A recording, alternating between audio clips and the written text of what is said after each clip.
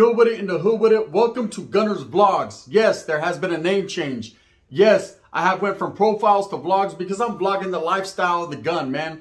A lot of new things are happening. A lot of things are coming soon. So make sure that you pay attention, stay aware, and definitely stay tapped in because we got a lot going on. But of course, it's some of the same old love song. I got so much spit and so much to speak on. Man, I'm going to keep it real. So you see the thumbnail right there in a menudo style, in a direct fashion. Yes, indeed, I'm about to write graffiti on the bus. We're about to get straight into who was the hardest, and I mean the hardest Crip I ever did, on Crip that I ever did time with, right? I did time with a lot of Crips, man. You know, being in Norteño back in the days, we functioned real close, real tough with the Crips, man. There was CX Veers out of Stockton, Sacramento, the Bay Area, and back up, man. I kicked it with Africano brothers, man. I met a lot of good real ones, right? But the Crips always had a special place in my heart. I was always really cool with the Crips. Man, they showed me nothing but love and respect. It wasn't that I didn't have a lot of respect for the Sangres, because on power, I definitely did, right? But the Crips were just a little bit different, man. The way they functioned and the movements and how they got down was a little bit more militant, a little bit more, I'm not going to say real, just a little bit more my stilo, my style, right? And so I definitely have a lot of back history, a lot of backstory with real ones. Shout out to ones like Spider from Backstreet Watts, all the Hoover Criminals when they were still Crippin', you know. Valtos from A-Trade Gangsta Crip. And this is definitely about one of the realest and illest Crips I ever met in my life. And he was from ETGC, A-Trade Gangsta Crip, right? Tiny Evil from A-Trade. Now, I remember when I first met this guy, right? I took a liking to him. But let me tell you a little bit of a backstory. Even before I met him, I met one of his homeboys, Tiny Solo. And this Valto right here was different. You know, when I first got to Cleveland, compa, in Nellis, in CYA, I remember that I walked in and I was very aware. I thought it was going to go down on sight. I thought the Southsiders were going to move on me because I was a new Northerner getting to this compa. I didn't really know, you know, what it entailed. I'm a youngster. I'm getting to a new spot. I'm down for mines. I'm down to handle whatever business I got to handle. But at the same time, man, I'm looking for something to go down, right? So anyways, I remember walking in with the homeboys. And they seat us all on these seats. We're in the day room, and I can see people looking at us from down in the dorm. They're trying to peek their heads out. The placas are telling them to get back to the fucking dorm. And I'm like, oh, here we go again. It's going to be another melee, another riot, another situation that I find myself caught in. Now, I never blamed anyone for the situation I was put in. I always blame myself. I was the reason why I was where I was at. You know, there was no other reasoning behind it. Hey, everywhere I went or everything I did was because I placed myself or put myself there. And I'll take that. I'll rock with that. I'll ride that, right? So I'm definitely going to do what I have to do. So I'm looking around, and I remember this little Africano comes out, and he's got him a broom, right? He's light skinned. He's a little kid. I remember he looked like he was 7, 8 years old. He had a little fro, and I remember he walked up to me, and he showed me a big old 3. He had a 3 from his elbow to his wrist, and it was a big old 3, all shaded in. He goes, Florencia ese, and I go, oh, okay, all right now. So I'm about to be going at it with the Florencias, right? And then as soon as I stood up, I'm like, this Westside Merced XIV. He goes, cuz I'm from A-Trade. He had a big old 8 right here from the elbow to the wrist, right? And he goes, I'm Tiny Solo A-Trade. I'm just fucking with you, right? And I remember thinking to myself, damn, homie, you almost got black at it. It was almost about to go down. Well, me and him became real good friends. He was a youngster, but he was down, man. And I remember not meeting a lot of people from A-Trade. There weren't a lot of A-Trade Gangsta Crips there, but these guys would go at it with the Hoovers. They would go at it with the O's, the 60s. The 40s, the Harlems, these guys, they were like enemies with all other Crips, but we were cool. You know, he was a cool youngster, man. He would go to the school area, handle his business. He'd be communicating with other compas for me. He just was a good, righteous little dude that was very well known and had a lot of respect. And he didn't have respect because he was a little guy and because of where he was from, but he had a lot of respect because of the way he carried himself and the things he did. So when I was getting moved to Kennedy, compa, it was going to be a new compa that the Mexicans were going to, or that, excuse me, the northern Mexicans were going to, the raza. We were prepared for guerra. We were prepared for war because we already knew it was going to crack. We knew what was going to pop, what was going to happen. And I remember we were very apprehensive, and I was telling the homeboys, look, you got your pieces ready. We had pieces ready. We had battery packs ready to go. We knew it was popping. And we were being told from every compa that it was going to crack. Everybody knew. You could feel the tension. You could slice it like electricity, like butter, right? It was going down, but at the same time, there was no fucking running and hiding. There was no protective custody. There was no checking into SNY. There was no none of that. You were going to go to that compa if they had to drag you by your toenails. That's it. And that's just what it was going to be like. And guess what? I'll be that Huckleberry. I'll go first. Hey, I might as well get mines while I can, right? I was under the assumption that if I kept on fighting, if I could body somebody or do something, then hopefully I could go back up north to my people, to my homeboys, you know, and get the hell up out of there. I was trying to get away from down south. But at the same time, I wasn't going to go because I told the administration something. I was going to go on my own shield, right? I was going to go out like I came in, you know what I mean, on my feet. So anyways, Tiny Solo told me, hey, when you get over there, hit up my homeboy. He's my big homie. He's a real righteous dude. He's going to give you all the game, man. He's going to back your play. Definitely. I already shot him a wheelie. He already knows what time it is. It's all good. So, of course, I get to the compa. We all get, there was 10 of us that was sent there. When we're sent there, it kicks off. A riot kicks off. And I remember how it kicked off. And I've never told you guys exactly the details on how this riot kicked off. So we get to the compa. And of course, like they do, they sit you in the day room, right? And everybody's peeking around over here on this new compa. But this was different from the one we had just came to. See, when we got to that compa, Norteños were already established there. So it was kind of like they had already went through the battles. They had already went through the war. That compa was established. Now it was time for us to establish our own. So getting to Kennedy, it was a drug cottage, right? If you had a drug program to do, if you tried to play the fucking system and tell the placas that you needed a drug program to get easy time, this is where they sent you. Little did we know, you know what I mean, we were going to get maxed out. Everybody was maxed out. And why? That's just the way it went down, man. You know, if you weren't maxed out within 3 to 6 months, then you weren't doing the right thing. Anyway, so we get there. We're posted up in front, and I'm telling my homeboy, Cuate de Poros, Tulare County, all right, bro, look, I got a banger on me. The first Volta that comes out, I'm a Bangladesh's ass, right? You know what I mean? Just stay on him with the battery pack. And he was like, nah, bro, let's just wait. Let's just wait. And I said, nah, we ain't waiting for nothing. I'm going to try to body someone to get up out of here. Now, I wasn't the toughest dude. And I'm not going to sit here and try to portray like I was or I am, because I wasn't. I was scared to death, right? It was more so, I got to get them before they get me, because they're deaf. These Vatos were showing the shanks through the windows. Got you. You, motherfucker. You, right? They were doing the American me on us. I'm like, oh, hell no, right? So I definitely got my thing sticking halfway out my ass, right? So I had to do the Wes Watson without 4 fingers, right? And no 3-finger whack. There was none of this, right? So anyways, I'm waiting and I'm ready. And I got my little thing, right? And they start to bring all kinds of Southsiders. So I remember standing up and my homeboy pulls me down. My boy Soldier pulls me down like, nah, bro, it ain't going to go like that, man. Let's see what these Vatos got. And I was like, man, you're fucking, you messing up the whole program, right? We're about to get slaughtered in here. More Southsiders are coming out. I remember the day room, everyone's watching TV. This one Southsider comes up to us. He's like, hey, these are our seats, Holmes. You guys can have those seats. They're being pretty respectful. And I was like, all right, okay, now maybe it is going to be cool here, right? So we go get our seats, man. Everything's good. My seat was rickety than this motherfucker I'm sitting in right now. I wasn't too pleased with that, but it was what it was. And I remember, so we're sitting there and Tiny Evil from Gangsta Crips, and this is why he was the hardest Crip I ever met. He comes up to me and he sits right down next to me, right? There's an empty seat at the end because we kept the end away because there was doors right there. When the placas opened the door, we didn't want to get hit in our head, right? And so we're sitting down and he comes walking up. He's like, hey, are you Skinner from Merced? I said, yeah. Why, what's up, bro? He's like, hey, Solo got at me. He said, if you need anything, I got you. He said, look, these fools is going to kick it off. They're trying to play the role right now, right? He's like, I'm going to put as many of them on their back as I can. And I said, for real? He said, on Crip, on A-Tray, right? So I was like, all right, cool. Man, this man did just that. There was a Vato named Crook. I think he was from Primera Flats, if I'm for sure, right? I'm not exactly sure, but Crook was a black Vato. He got up and he went to go get some water from the water thing. And when he went to go get water, as he's walking back, he tries to swing on my homeboy Soldier. Soldier jumps up and we just start getting off. Everyone starts getting off. And to this day, I'll tell you, man, pobrecito. This Vato Tiny Evil was knocking everybody on their butt cheeks. Right? That's the new word. Use that for the day, right?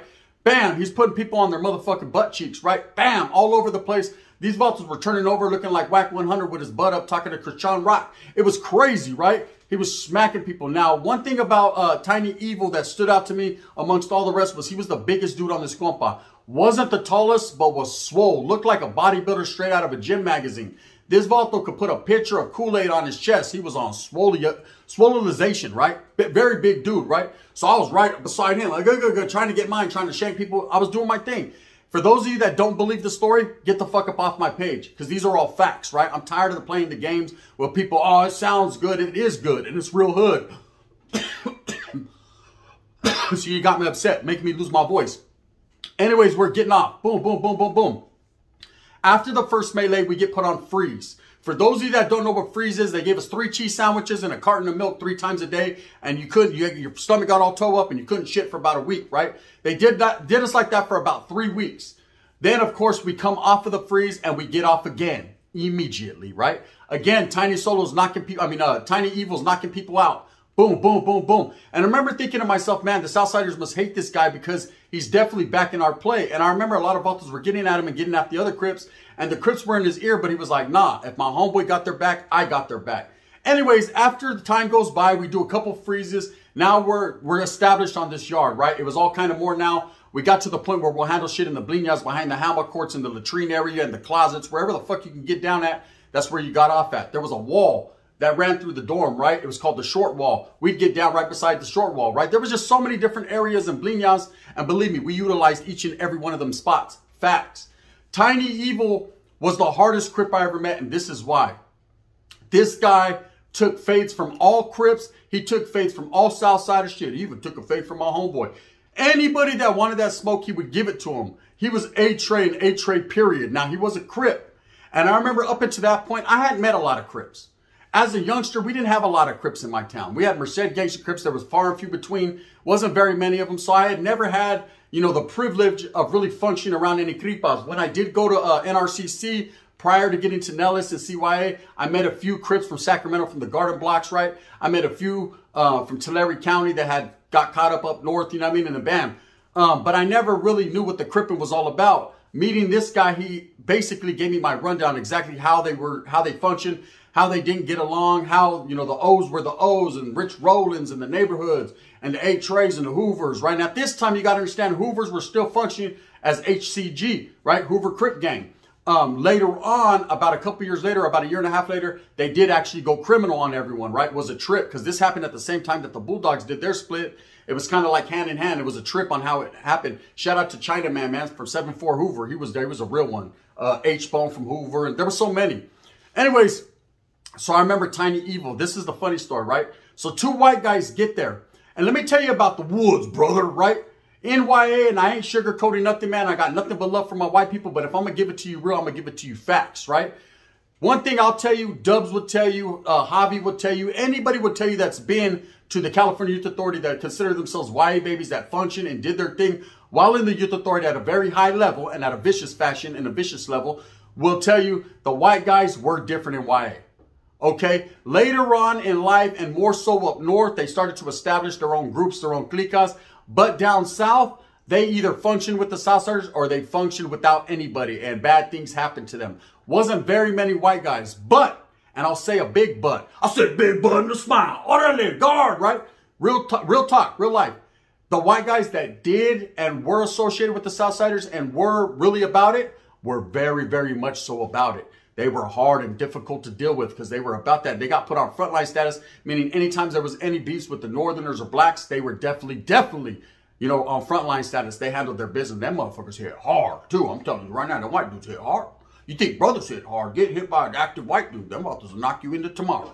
You'll know what your Christmas presents are 2 days before Christmas. They'll knock you into the future. I said, great Scots, Marty, right? Anyways, their flux capacitor game is real. So, two white guys come, and these are two white guys coming from another compa that are actually kicking it with Southside. So they're really about that wiggle. They're really about that shake. And I remember Tiny Evil, he had a reputation there for being a knockout artist. I seen him go behind the handball courts and dust fools off. 2-3 hits, man. Didn't hesitate. Well, these two white guys come, and all of a sudden, they want to be hating. They want to go against Norteños. I remember I went behind the bliñas with one of them. We got it up. It was a nice, good fight. Wasn't too dangerous. Wasn't too real. But it was what it was, right? I had a little black guy. He had two black guys, and bam, we're done. That's it, right? And then this other white guy, we started to hear rumors that they were going to make a move on one of us, that they were going to try to body a Norteño to prove to the Southsiders that they were really about that wiggle, right? Well, Tiny Evil hears this shit.